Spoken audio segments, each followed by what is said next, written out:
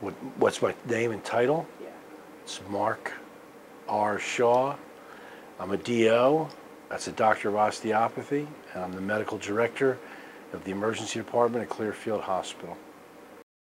He's got a skull fracture on the left side. He hit his head, obviously, when he fell on the left side, okay? And then the brain jars, okay, and it causes bleeding on the opposite side. It's a very common type of injury. It's what we call a contra coup, or boom, boom. It's twice. Kind of the brain is like jello inside of a hard area. And it hits one way and then it hits another way. And when it does that, it shears off some veins, and that's what causes the bleeding. Well, here's my answer, okay? We're going all out here. So I think the answer is yes, okay? If we weren't, that'd be a different story, and I would say absolutely not, okay? But if we're doing this, we should do it all the way. So let me know if his pressure drops below 80, okay? No, in reality, I just enjoy helping people. Now, sometimes helping people ends up in saving their life, but that's a pretty limited number of people that actually happens. Do you know what day it is today? No? Today's Sunday, okay? But you're not having any pain anywhere? No? Well, I'm glad to hear that. Really? I'm in pain, I'm in pain, I'm in pain. I'm cool. Pain where? Belly? Okay. No pain in your belly here? No! Did that hurt? Yes, I heard. I'm sorry. Well, I'm sorry too. And listen to her yell in the background. It's negative. There's no evidence of any pneumonia or other abnormality. What was the most interesting thing that you've seen? Ever? That's a pretty broad category.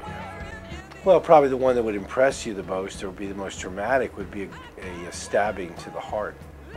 A patient that I saw back in Philadelphia back in 1981. A young man who was in a gang fight was stabbed in the heart, brought into the emergency department, and we had to open his chest and oversew the stab site in the heart to get him to the operating room so they could do a definitive repair.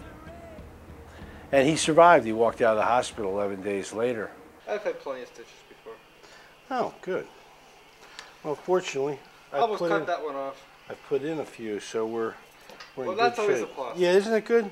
Without laughter, you don't survive. All right, what's next?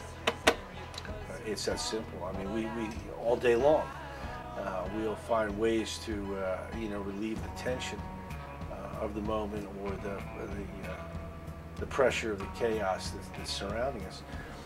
But if we didn't make fun of each other and ourselves and what's happening, I don't think I could have, I know I couldn't have stayed in this as long as I have. And another little sting over here.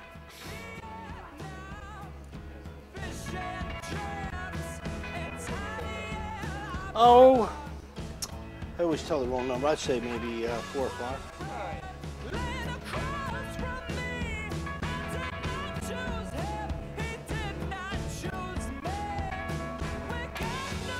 And I mean, I have a life outside of the emergency department.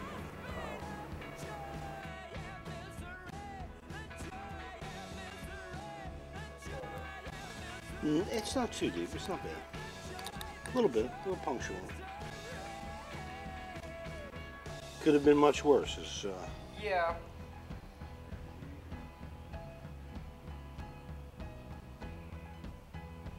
A little better.